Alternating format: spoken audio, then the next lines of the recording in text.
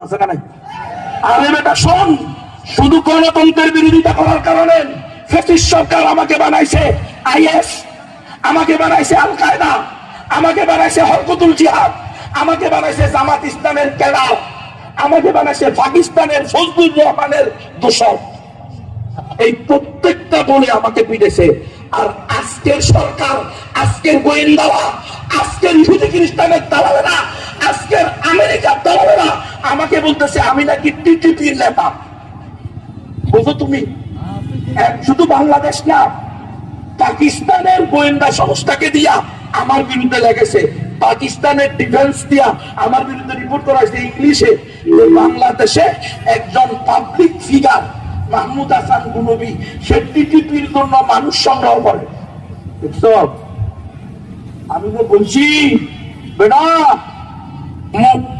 মুনিব পরিবর্তন হয়েছে, গোলাম হতে হবে।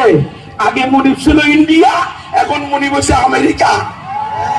তোমরা বুঝো না, বুঝবা যখন নমিনি বাতিল হবে, জামানত বাতিল হবে, তখন বুঝলে তো লাভ হবে না। এতদিন তো তুমি মুসলেকা দিছ ইসলামী শরিয়া চাই না, আমার ক্ষমতা চাই, মুসলেকা দিছ না। এতদিন তো তুমি ওই তৈয়ুসের বিরুদ্ধে ফতোয়া দাও নাই, এতদিন তো তুমি আবুল হোসেন দাউদ সরকারের বিরুদ্ধে একটা ঘৃণার বাণীও দাও নাই, নিন্দা বাণীও দাও নাই।